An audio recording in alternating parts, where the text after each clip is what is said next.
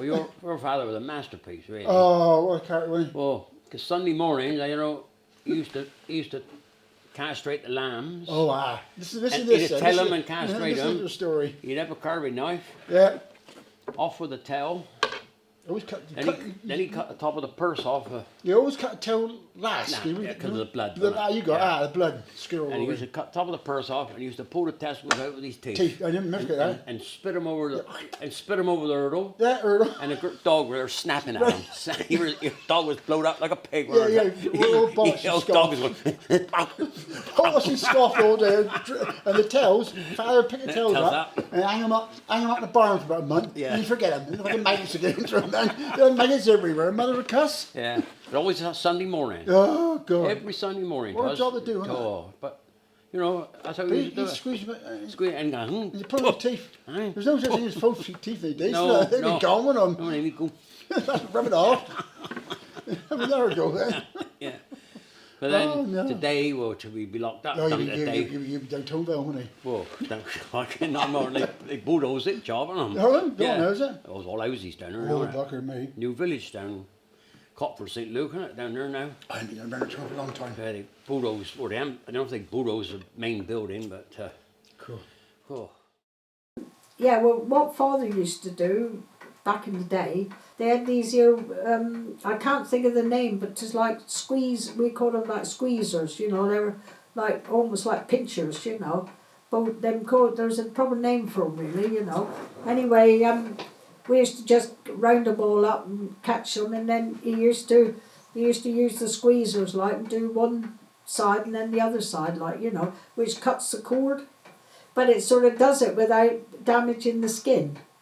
There was certain people, I did hear that bit them out, or some used to, when they squeezed them, with these like pincher things, they would slip them, testicle out, and a lot of farmers would eat them, yeah, yeah, take them home and eat them, like, and lamb's tails, because they used to cut the tails at the same time, and there is they skin the tails and they make lamb's tail pies and stuff like that, you see. Can't believe it really, can you, But of course now with the rings, done young, there's nothing there, you see, that's all died out really.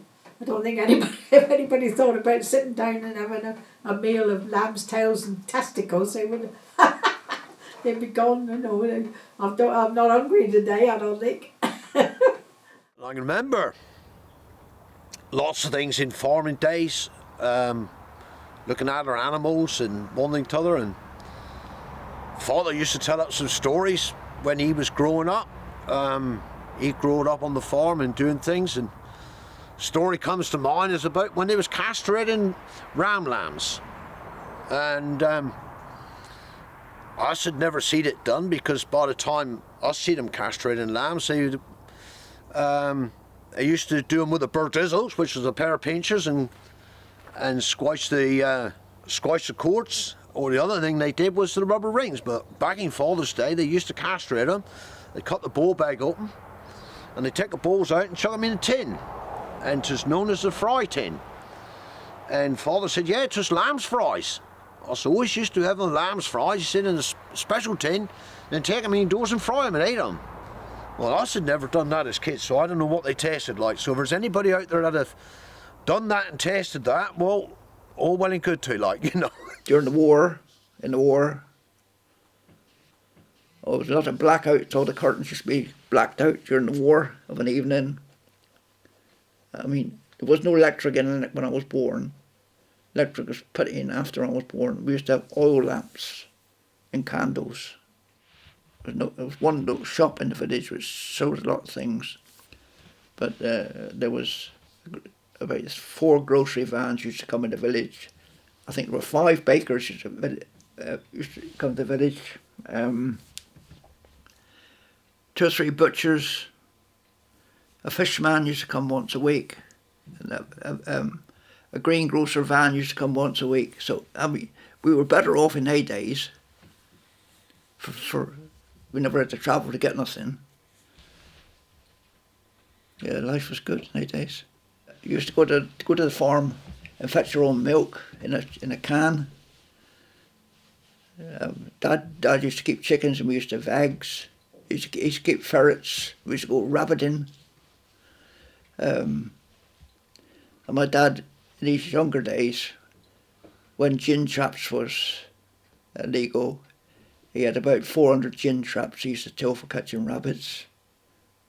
And then it became illegal, and he took them to Great Rock and threw them down a shaft. That was that. He should have kept them, really, because it made a mint out of them now. Well, people like to hang them up, don't they? Yeah. He had about 400 of them. He used to catch loads and loads of rabbits, yeah. I mean, a rabbit in their days was about 4 pence to buy. If he's selling them for about 4 pence each. I mean, it was, he'd tell his traps on a Saturday. And Sunday he would probably go out and pick up 40 or 50 rabbits, take them to the butcher, and he'd give them 4 pence each for them. Old money, yeah. Yep. My brother used to go and look at the traps in the morning, and my wife used to go, he used to pick up the rabbits and leave them somewhere, and my wife used to go bring them back on a bicycle. Yeah. Oh, like it on the bar of a bicycle, she pushed the bike there. Oh. Years and years ago, I had a bloke come in here and he went 22 years without a wage rise. 22 years. Now the buggers want 22 rises a year now. Yeah. He was old man when I were a youngster. But back then, nothing didn't go up, look. It all stayed. And well, I don't know, just funny times we've been living in, but ain't done nobody no good. Weren't no debt years ago. People didn't have no debt. And now everybody's in debt up to their eyeballs and never going to get out of it, some of them. No. I go out our local pub now, and these youngsters and I go out to the bar and buy a round of drinks. Well, just click, tick. Some do it on their watches. I had one bloke in here the other week, he got it in his ring. He just put his ring up like that. Click, click. But you don't know what you're spending, do you? If you got a wad of notes in your pocket, when you to take he out every time and he's getting thinner, you think, I gotta slow up. But when you're clickety-clicking, until you wake up next morning, you don't know what you spent, do you?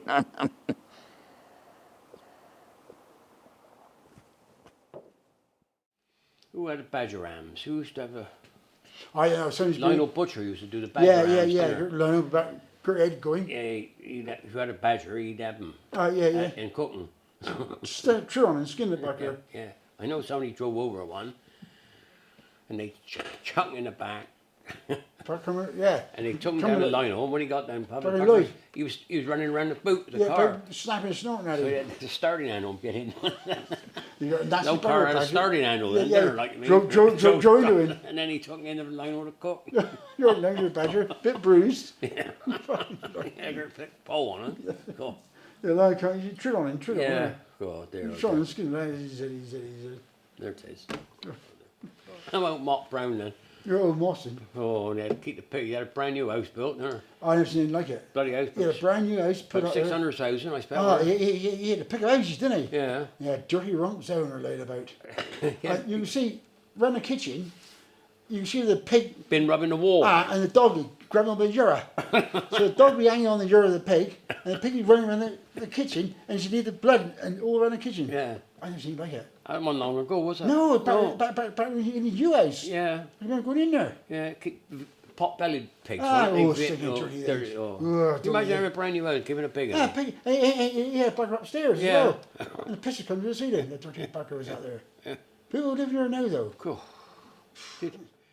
But being a mixed farm, which was the way it was up in their days, I didn't do no milk because it wasn't really suitable for that, but you had cows and single suckled calves, sheep, that was always running on, always a few fowls out in the orchard running about. Telling about orchard, they used to make a bit of cider there years ago. I can remember us boys drinking cider. And one of the things that us used to do was drink the cider straight off the pound when it was coming out. But that had a bit of a, I don't know, strange effect. You had to take the edge fairly quick after you've been drinking that. I don't know what twas that was in there, but cool. It was pretty lively. I just keep pigs as well. And there's a bit of a sad story about one of the pigs. I said had a sow come in and her was drunk. And her fought up against the wall, and then her stood up, and then her went in the pig's house, and her lied down, and then her aborted all her pigs. There was, I don't know, about 10 or 12 of them.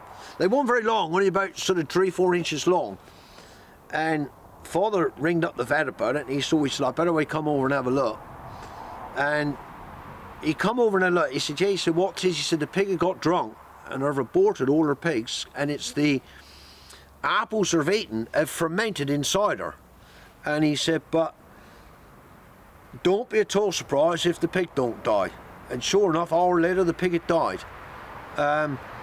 So my job then, I was still going to school, was fussing in the morning, go out with 2-3 fertiliser bags and pick up all the apples that had fallen off the trees so the pigs couldn't eat them. Well, they pigs bent so stupid by them, because next thing you know, you let the sows out, or got her ass up against a tree, rubbing against it, knocking the apples off a tree. So when they come down, they ate them that way. But then going on with the pigs, like I can remember, as my sister and I got a bit older, us wanted one of these chopper bicycles. Oh, they were something else. Anyhow, and I think if I remember rightly, they were something like about £33. Which was phenomenal money. And us wanted to draw our money out of our savings book and buy these your bikes, but Mother and Father said, no, you wouldn't. Anyhow, Mother and Father had discussions, I guess, so what was decided, Sister and I said a gilt each. Young gilt, putting on the boar. Anyhow, bought these your things, these your 2 gilts, 1 each. I said to pay Father for the straw and food pig nuts and bruised barley and one thing to other, I said from him. And that was our venture into pig farming. Well, that was someone else. I had 10 pigs and my sister had 11 pigs. Well then, you sell them at Wieners, took them in market, of course made master money out of them then. Well, that was proper. Us was eating clover then, like the mountain said. Well anyhow, that was fine. Well, the 2 gilts, they'd gone into sows then, they'd gone on and went to boar. Well, come farrowing time, I was in there with mine. What did mine have? 5 pigs, no more. So all the money I'd worked out from the first lot, I didn't get but half of it second time around. But my sister had a good litter of 10, so that was all right, you know. So I had about 3-4 litres out of them, and then I sold them on. But in actual fact, us made good money. And compared to a push bike, just the best option at the time. But then recently, I've seen what these your push bikes selling for now. It's a stupid amount of money. Like, so what was the right way to go? Go pigs or go push bike? But the only thing I would say, going with the pigs was probably the best way to go, because it taught you a bit more about life. More so than what a push bike would have taught you. Push bike would have probably taught you how to stay upright and not get scuffed knees and scuffed elbows when you fold off and like. Well, I suppose they ones are strict years ago, because now, you know, you get fined, don't you, if you don't go to school. But Father, us always liked to stay home if us was shearing, you know, the sheep and that, because he, you know, us youngsters, we'd have to run around and get them in and that sort of thing, you know, and that, and the neighbours and you know, different, you know, family would come in to be like a little group of shearers, you know, and that, it was all done by hand. So us was you know, us always used to you know, get off school for the couple of 3 days, like, you know, to help with the shearing, you know, and that, and sometimes a bit of hay harvesting, but not so much with that, just, but you know, Father, well, I wasn't allowed to stay home too much, but, you know, I got away with some days, or especially if they wanted a hand, like, you know, this is it, like, sort of, Yeah. The first sheep I tried to shear with a pair of scissors. And I come in here and I got mother's scissors and I was trying to snip away at the wool and that, you know, and yeah, then gradually got a bit more, well, confident. Was shown how to use the hand shears and that, and then yeah, gradually done a bit of shearing and stuff, and then we were also like when we got old enough, we were in Young Farmers, and they used to have a lot of classes. I got on well with shearing and went in a few competitions, like, you know, and done quite well. But I don't know whether I done myself a lot of good because, you know, it is hard work shearing and turning them up and all that, you know, and, you know, probably overdone my strength a bit when I was young. Yeah, of course, the bow and stroke wasn't in then when us was shearing. We had to set them up and do the belly, and then go from the right to the spine with the right hand, and then turn, and then do from the other way with the left hand to the spine, you know, sort of like so they were done in 3 pieces, like belly, side, you know. But I mean, you know, for a whole meal, us used to shear with one hand, and just, you know, like take it off best way we could, like up the belly at one side and t'other side, you know. But if with the competition shearing, they wanted you to shear with both hands if you could, like so that up the backbone when the sheep stood up, it was like an arrow, like a V, like right back through, you know. And they could judge you on the strokes, because you with the clipper blades you can see the strokes. Then they used to, you know, judge you on that, and of course if you overlapped, or well, you could a little bit, but if you went across like that way instead of straight round, you could see, like, because the marks would be there, like, you know. So, yeah, so it was quite a challenge, really. Grandfather told I years ago, he said, "My son, you won't shag on bread and jam. You got to eat that red meat." He said, "You get that beef into it, you'll be all right."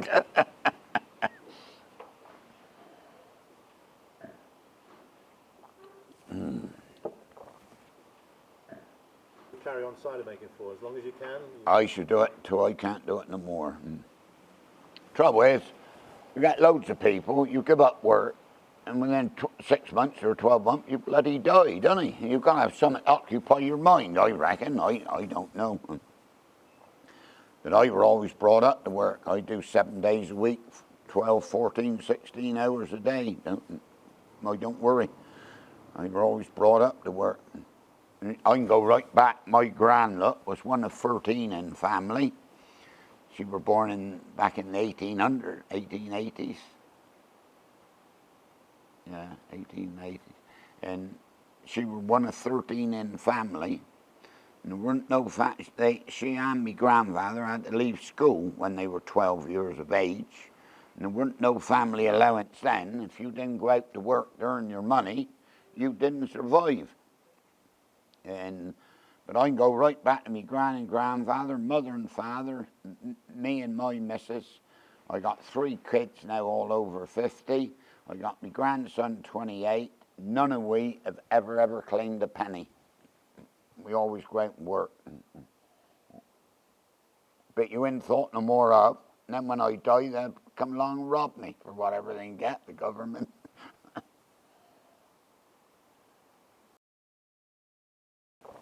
I always say, see, I paid in ever since I was 15, 16 years of age. So when I was 65, that's 50 years I paid in.